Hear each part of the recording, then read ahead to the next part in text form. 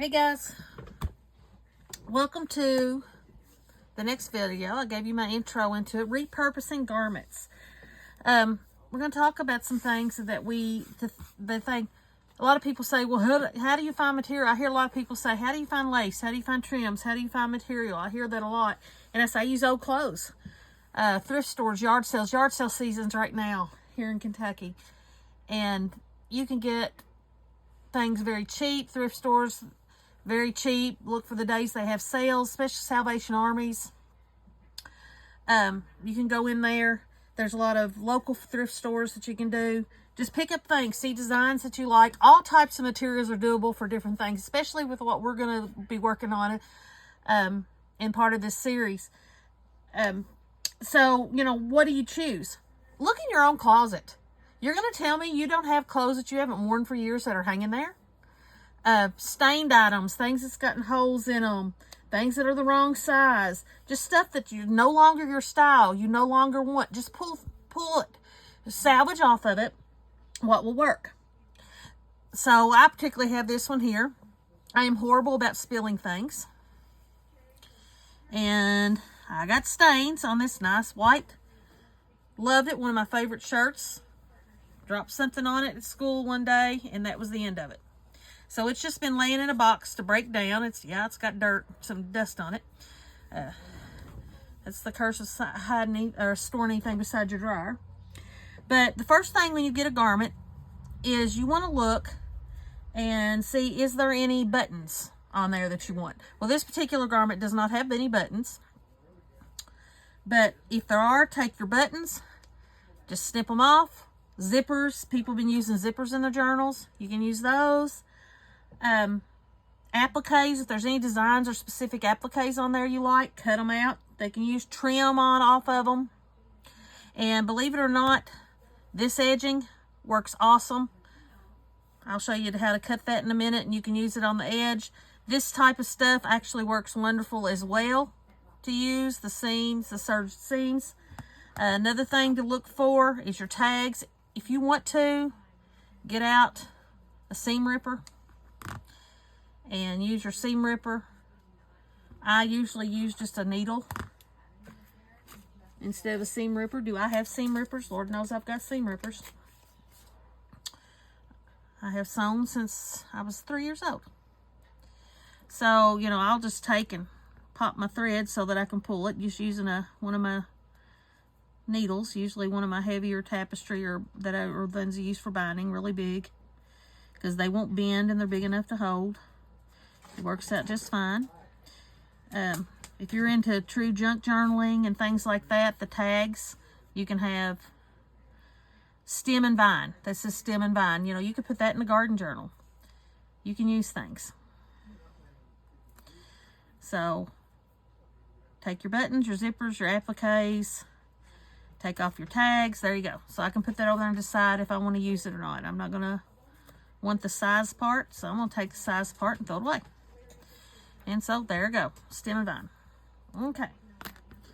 Now, this particular one, the reason I kept it to use, number one, this cream-colored, ivory, cream-colored, even though this is t-shirt stretchy material, this is awesome to work with. I use it with a lot of things. You can stamp on this white. You can use it for the bottom layer and covering cloth journals if you need to cover up in your cardboard covers that you use, boxes. And then you can put your other material on top of it. But the big thing that I wanted, look at this lace. Had the lace arms. Look at those things that can be used in there. So what I do is I find a seam. Cutting along the seam is your best bet. Yes, these are the scissors I use for everything. These are not fabric scissors. These are just my old paper scissors. They work just fine for this type of thing. You want to get out your good fabric scissors or a new pair of scissors, go for it. But I tend to use a pair of scissors until it falls apart for everything. And I've never had a problem, unless I'm quilting or making a garment to wear or something for somebody else. Then I will use fabric scissors for that. But most of the time, I just use an old pair of scissors. So cut that off. Find my seam.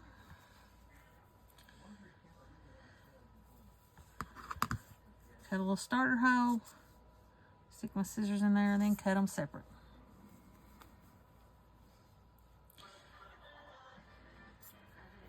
And this will be, a lot of you could be saying, well, I know how to do all this. Well, you know, there might be somebody out there that doesn't. And so I thought I'll show them. We're going to do this in a series of doing different things that we can do with this. Okay, so I've got all the lace off of here. There's none on the bottom. It was just on the bottoms of the sleeves. So now that I've cut that off round part, now if you had a baby and you're turning that into, that would make a wonderful little add-in to a onesie or something, but I'm not. I'm using this for junk journal. I'm wanting to make sure, because I want to keep these big flowers because I can cut those off. This one is really close to it. So even when I'm trimming, I think about it. I think I can get away with that. Keeping that as a whole flower, just that one little edge. There we go. And then I'm going to come down here, and now I've got it into a flat piece of lace. When I get it to this point, my first thing that I do, I go through and I start cutting out whatever the main focal point that I want. I'm not going to sit here and do that on the video, so don't think that I'm going to do that to you. But I will just take my scissors, come in here, and I like those flowers because that's something I can add to my journals as accents, as add them to clusters. And I'm just going to cut roughly around them. I'll do the trimming and stuff later. Be careful not to cut through any of my designs because I want to keep those. If you're just taking certain parts out, you don't have to be as careful. It's just, this is enjoyment to me. I like doing things like this. I have more fun doing this than I do making journals, quilts, whatever. I just enjoy cutting things and redoing and finding materials. If I thought I could sell this stuff, I would just spend my entire time doing things like this and just making them and selling kits real cheap of stuff like this. Okay, so then I've cut my flower out, and I'd go through, and on this piece, first thing I would do is just go through and get all these pieces cut out. Well, I'm going to cut this one right here, and let's just pretend I've got it all.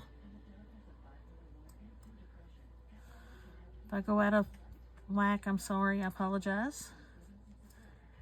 But I'm just going to come up here so I can show you this next part. There we go. So that's what I would do for those two pieces. I'd completely prep them, get them ready. Now then I like this little edge right here, and I will tell you why. I could keep that all in one, but I'm not. I'm going to cut this close into a strip. I'll go into more of this on the next video for a basic fabric flower. And so now I've got two pieces of material that I can turn into fabric flowers. Just like that. It's my leftover scraps, anything. When you've got the bigger piece, you look at your designs. I like to keep my top edging because I like this right here. Remember I mentioned that? I'd show you. Come in on the seam because I'm going to make it one piece. And I like to give it enough room so I have something to work with. I'm going to cut down and I'm going to leave an area. I can always trim that off later for whatever use that I have for it. And this is what you can use it for. This right here can be, this piece can be laying in between two sheets of paper, and that can be like an edging, a soft edge. It can be run around the outside of a journal. You know how you get your pillows? If I hadn't stained this, if this part wasn't stained really bad here, I would keep this curvy part here. It makes a really cool pocket. And I think I'm going to cut around because I can always coffee dye that or dye that whatever color I want. I'm going to keep that until I decide. So I have that gathered area. Then I'm going to come back and cut the rest of this off. You just sort of work at it. It's a good TV thing. You're watching a TV show. I can break a garment down. Whoops. I apologize. I did not mean to do that. I'm organizing. You probably got to see some of my mess over there of my piles. Do you love how organizing you make a bigger mess before you start? When you start, to get the good results when you're finished.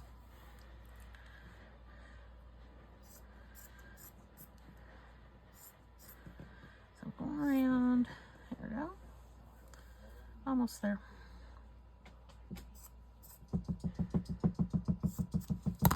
So, and now I've got this piece here that I can use. I can turn that into a really cool pocket, or if it actually probably would be more like a fabric flip on top of a waterfall or something. But this can be put in at the edge of a page in between, or I can use part of it in doing a flower. I can show you how to, I'm going to show you how to use that too, because those edges are really good. Now it's coming apart. Now the next thing when you do, you need to think about cutting along your seams, beside your seams. I use these seam areas, so that's why I'm leaving edging. But when you cut down a garment, you want to leave as much material as possible. Now I'm going to give you a hint. If you're going to thrift stores and yard sales to find sourcing material, what you need to go and look for, you need to find the largest garments you can. Plus size garments. The bigger the garment, the more material that you will have. So now I've got one long piece. See, right there's the sleeve. I can use that for all kinds of stuff, that one little piece there.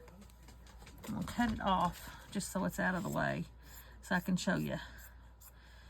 From a plus size shirt, how much material you can actually get. Now think about this if this was a cotton shirt. That's from this side all the way over to here. And how many journals you could cover with that one piece? A lot. And that's just one of them, because you've got a whole other piece too. You always got your front and your back. That's just the back. That's how you're going to cut down garments. You just cut them out. Keep in mind the seamed edge at the bottom. If you're going to make pockets out of your materials, that's already the good top side, and it's already finished for you. You can use that. Make smaller ones to tabs. I'm going to show you how to do all this stuff in future videos. But every piece of this can be used for junk journaling in one way or the other. And we're going to go through the process of how we can do garments and that. So our next thing we're going to do is the next video. And we're going to go into the next video. We're going to start with the flower design number 1. I've got several little flower designs. I'm going to teach you how to make fabric flowers. We spend money on ordering those. You can do that if you want. But if you're a person that likes to save money and use what you got and you want a true junk journal, this is junk. It was stained. Couldn't be worn anymore. It's junk. And I'm going to create a bunch of materials to use in my journals and craft projects with them. Stay tuned for the next video number 3, and we're going to talk about flowers number 1, fabric flowers number 1.